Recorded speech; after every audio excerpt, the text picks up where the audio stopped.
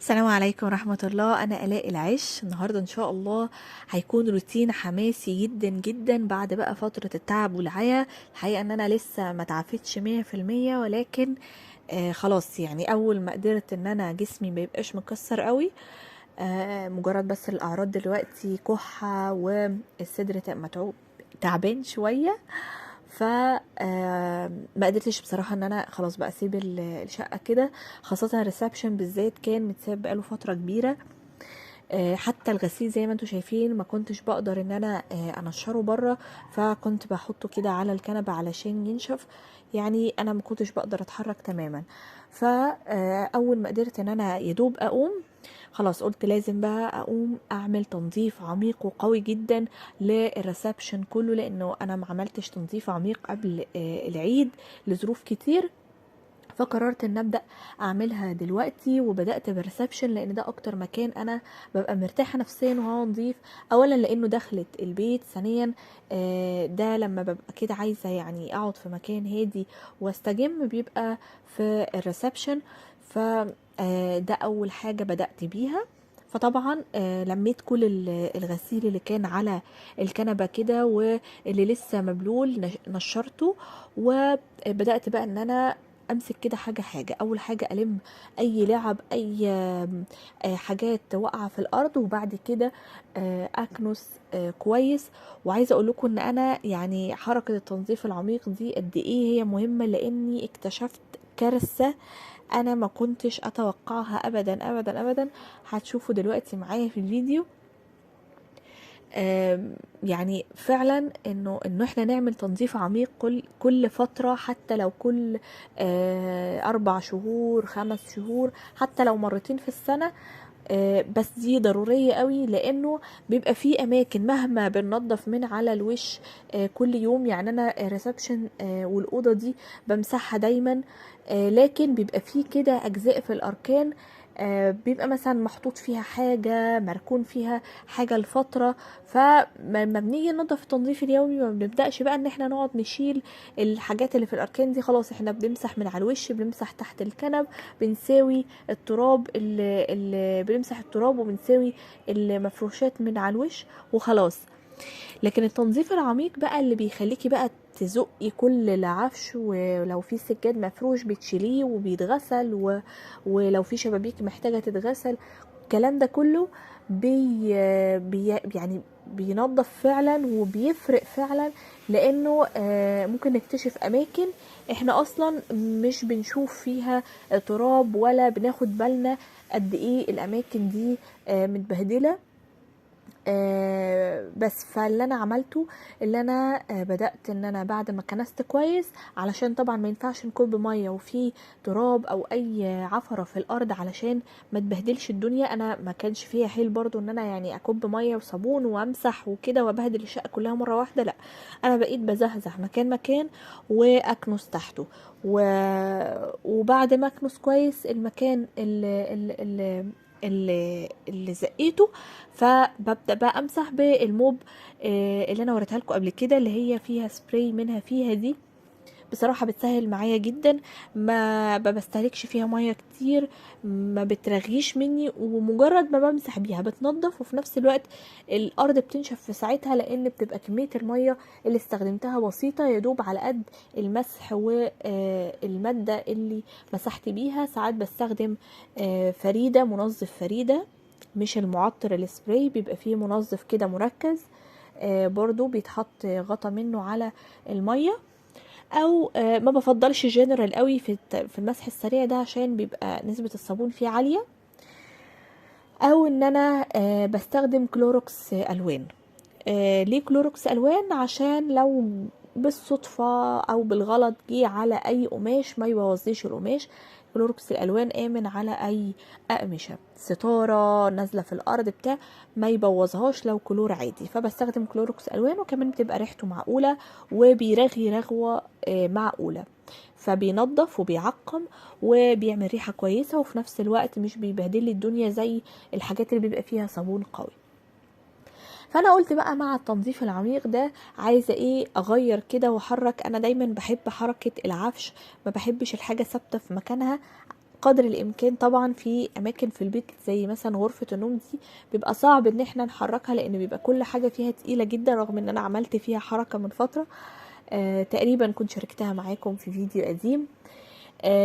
لكن مش كل عفش البيت بيبقى سهل ان هو نحركه كل شوية. بس يعني الى حد ما لو عندك المساحة ان انت تقدري تحركي في الحاجة بس شوية كده، يعني في الحركة بركة، او حتى لو مش هتغيري اماكن الحاجة، مجرد ان احنا نحرك الحاجة من مكانها وننظف كل ركن مش باين، ده مهم قوي. فهنا انا كنت بغير مكان الركنة. هي المفروض حرف ال، لكن انا هي في يعني كنت سايبه مسافه ما بين الكنبه العاديه والجزء اللي هو بيبقى الطويل ده. هنا بقى بعد ما حركت كده كان في اعواد خشب طبعا في الجزء اللي على الشمال. هنا بعد ما ظهرت الكارثه وانا بشيل الاعواد الخشب، كان في اعواد خشب طويله، وكان في زي رفوف كده بتاعه خشب MDF بتاعه مكتبه كانت عندي، فخشب نظيف يعني عادي ومفهوش اي حاجه، وشكله مربع كده يعني ايه مسطح، وكان محطوط بالطول على الارض. وانا لسه بشيله لقيت حاجه بتجري عليه، وانا لحد دلوقتي مش قادره استوعب هل ده كان اللهم احفظنا يعني برص ولا كان حاجه تانية، بس اعتقد ان هو كان برص. تمام. دخل منين؟ اللي اكتشفته ما كنتش واخده بالي منه، انه انا عندي في زي فتحه كده خرم في الحيطه، لان دي كانت بلكونه اصلا واحنا فتحناها. فلو هتاخدوا بالكم على الشمال هناك خالص في اسلاك كده داخله من بره بتاع الدش وكده، فالفتحه للاسف كبيره شويه، يعني للاسف ممكن تدخل اي حاجه، وكنا ناسيين ان احنا نسدها. اللي كنت ناسيه من فتره برضو ان انا اسدها هي فتحه التكييف بتاعت خرطوم التكييف اللي نازل على اليمين ده، كنت ناسيه ان انا اسدها برضو وسديناها من فتره. لكن بتاعت السلك دي اكتشفت ان هي كانت مفتوحه، فقلت اكيد دخل منها. طبعا يعني مش عايزه احكي لكم اللي حصل، انه يعني انا جريت يعني ما بقدرش اشوف منظر الحشره لوحده، يعني عندي منه فوبيا رهيبه، مش مجرد قرف او خوف، لا هو شكل الحشره بالنسبه لي حتى لو شفته في ناشونال جيوغرافيك ما بحبش، يعني بيجي لي حاله مش حلوه كده. ف المهم يعني انه اتصرفنا وقررنا ان احنا نرش بيروسول ورد والحاجات دي. وبعد كده لما سألنا في الصيدليات وكده قالوا لنا انه افضل حاجة يعني الرد والحاجات دي اخرها هتدوخ الحشرة، لكن لو انت عايز الحشرة دي تهرب من البيت تماما فمفيش غير حل واحد وهو الشيح. انا كنت اول مرة اسمع عنه. الشيح ده حاجة بتتجاب من عند العطار، زي اعشاب ريحتها قوية قوي، والحشرات بالذات البرص بيكره ريحتها. فاللي احنا عملناه واللي قالوا لنا عليه كل العطارين والصيادله وكده لما سالنا، قالوا لنا انه بنجيب الشيح ده وبنجيب شاش ونحط كميه من الشيح في سرر كده، يعني نعمل الشاش زي سرر صغيره، نفرد مثلا مربع شاش كده ونحط فيه شويه من الشيح، وبعدين نقفل السره كده بخيط ونحط السرر دي، نعمل كتير ونحط في كل اركان البيت. طبعا حطينا في كل الاركان، حطينا في الكنبه دي عندي فيها صحاره، حطينا طبعا جواها عشان لو كان هرب ودخل جواها او حاجه، حطينا طبعا في الشقه كلها عشان لو هرب من الاوضه لا قدر الله ما يدخلش في اوضه تانية. وسيبنا الفتحه الاهي اللي انتوا شايفينها دي اللي عند المنشر اللي على الجنب ده، في فتحه اهي يعني باينه قوي. حطينا طبعا ناحيه السيراميك اللي متعلق ده كان مكان يعني كان باقي من عمرة الحمام، فسايبينه هنا كده مؤقتا. حطينا في كل حته وسيبنا الفتحه مفتوحه لمده يومين، بحيث ان هو لما يحاول يهرب هو مش هيمشي على ارض، هيحاول ان هو يطلع على الحيطه من خلال الاركان، فيلاقي ريحه الشيح فيهرب، ويحاول يهرب، وفي الاخر يخرج من المكان اللي دخل منه آملة، يعني انه ان شاء الله يكون ده اللي حصل. ولكن هو فعلا يعني احنا لما حطينا الشيح ده في اركان البيت، فعلا ريحته قوية جدا. يعني ريحته قوية علينا، ولكن هو مش مؤذية، يعني ريحته زي اعشاب قوية قوي. ريحته قريبة من الاعشاب بتاعة الاستنشاق وكده، لما بيبقى حد صدره مقفول، وريحته قريبة منها قوي. فهو ريحته قوية، مش مؤذية للبني ادم، ولكن بيقولوا يعني انه الحشرات بتكره ريحته. قالوا ده الحل الوحيد ومفيش حل غيره. بس فده اللي عملته. بعد ما تمت بقى العملية دي الحمد لله بنجاح، خلاص بقى قررت ان انا اكمل اللي كنت بعمله. وان انا اخدت مجهود كبير قوي في الاوضه دي. انتوا هتلاحظوا يعني انا بدات والشمس طالعه، هتلاحظوا ان انا خلصت بعد المغرب يعني. بقيت بقى ازحزح كرسي كرسي كده واكنس تحته كويس، وبعد كده بعد ما الم التراب اروح جايبه الموب وامسح مكانها. انتوا هتاخدوا بالكم برضو ان انا قعدت استخدام قعدت سوري الترتيب اكتر من مره، بس وغيرت الاماكن كذا مره لحد ما رسيت على الوضع اللي عايزه اسيب عليه الاوضه. كفرات الصالون دي يعني كشكل هي مش احلى حاجه طبعا، ولكن في بيت فيه اطفال والغرفه دي يعني مش غرفه متكهنه، مش غرفه انتوا قافلين عليها كده ممنوع الدخول، تمام. فلازم يتغطى بكفر، لازم الصالون يتغطى بكفر، خاصه انا عندي الصالون بتاعي مذهب. فاولا المذهب ده بيبوظ من الرطوبه، لما بيتعرض كتير للرطوبه بيبوظ من التراب، لو اتساب عليه تراب ما اتمسحش بشكل دوري.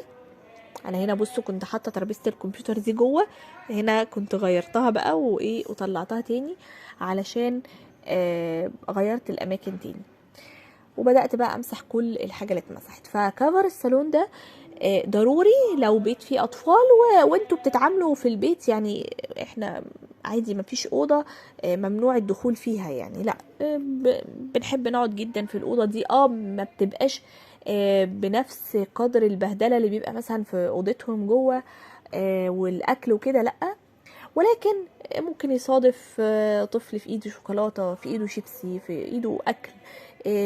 الصالون ده بيبقى كله ستان، فلو حاجه بقعت عليه خلاص كده شكرا، ومش هينفع يتغسل. فاهميني؟ فللاسف يعني لازم الكساوي دي للصالون بالذات. لو انتريه طبعا بيبقى الموضوع اسهل بكتير، لان الانتريه بيبقى سهل يتنجد، القماش بتاعه بيبقى سهل ان احنا نغسله. الصالون بيبقى اصعب بسبب انه قماشه ستان، وكمان المذهب بتاعه. طبعا الشباك الالوميتال ده انا كنت منضفاه قبل كده، فما كانش محتاج مني مجهود يعني. بس هي الغرفة كانت محتاجة فعلا تنظيف عميق، وعلى قد ما انا كنت تعبانة، بس لا الموضوع يستاهل نفسيا. التراب نفسه لما بيتشال تحسه كده زي ما يكون العاية نفسه اتشال. طبعا ما خفناش لسه، الموضوع حاليا منتشر بشكل صعب قوي. اعراضه يمكن مش بقوة الكورونا الاولانية خالص اللي هي كانت بتهاجم الرئة على طول، ولكن هو سريع الانتشار بشكل صعب جدا ومتعب. لا يعني هو الدور مش دور برد 3 ايام، لا لا لا، هو دور كورونا ومش هيقل عن من 5 ل7 ايام كده.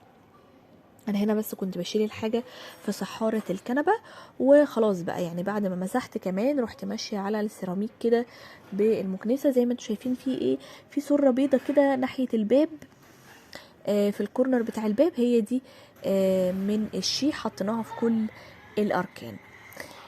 هنا برضو كنت طلعت بقى على الصاله بره، طبعا ما قدرتش اصور معاكم فيها كل حاجه لان كنت تعبت جدا جدا، وفي نفس الوقت كنت عايزه اشطب كمان الريسبشن من بره. فمسحت الستاره بقماشه فيها ميه بكلوروكس، بقماشه ناعمه، الستاره وبلتكانه. الجبسن بورد من فوق كده برضو الموب دي طبعا ما غرقتهاش، يا دوب بس خليتها منديه ميه بكلوروكس، ومسحت زي ما انتوا شايفين طلعت تراب ازاي. جبسن بورد من الحاجات اللي بتشيل تراب جدا. النجفه دي من اسوأ انواع النجف، محدش يشتريها لو لقيتوها شكل من بعيد بس، لكن يوم ما هتتطرب مش هتعرفي تنضفيها، سهل جدا ان هي تقع وتتفك وتتكسر. اضاءتها بتبوظ بسرعة، مش عملية خالص، ومجرد شكل كده من بعيد وخلاص. انا معرفتش انضفها طبعا، حاولت، ولكن هي اصلا الحاجات دي متعلقة بحاجة ضعيفة قوي، لو بس مسكتها بايدي هتقع تتكسر ومفيش منها بديل.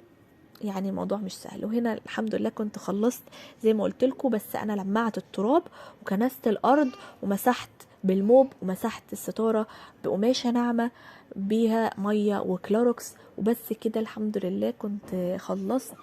وبجد النظافه بتريح نفسيا، حتى لو الواحد تعبان زي ما قلت لكم. انا كنت لسه تعبانه، انا يا دوب بس كان التكسير بتاع الجسم هو اللي كان قل، لكن صوتي يمكن لسه باين انه تعبان، لسه عندي كحه، فعشان كده ما عملتش عفره قوي. بس زي ما قلت لكم انا مسحت هنا بلتكانه الستاره بقماشه، لان انا عندي الستاره مش سهله ان هي تتفك، وعمري ما جربت ان انا افكها قبل كده، فمسحت القماش بتاعها كده، والبلتكانه نفسها من بره برضو هي قماش بقماشه ناعمه فيها ميه وكلاركس. لو وصلتوا لهنا ما تنسوش تعملوا لايك واشتراك للقناه علشان نتابع مع بعض حاجات كتير جايه. ان شاء الله القناه هيبقى فيها سلاسل مختلفة ومتنوعة ومواضيع كتير هنتكلم فيها مع بعض، مش بس روتينات وميزانيات، كمان هيكون فيها سلاسل نقعد نتكلم فيها مع بعض ومواضيع مختلفة. أتمنى يكون الفيديو عجبكم، تنسونيش باللايك والاشتراك. أشوفكم إن شاء الله في فيديو جاي. كانت معاكم آلاء العش، في أمان الله.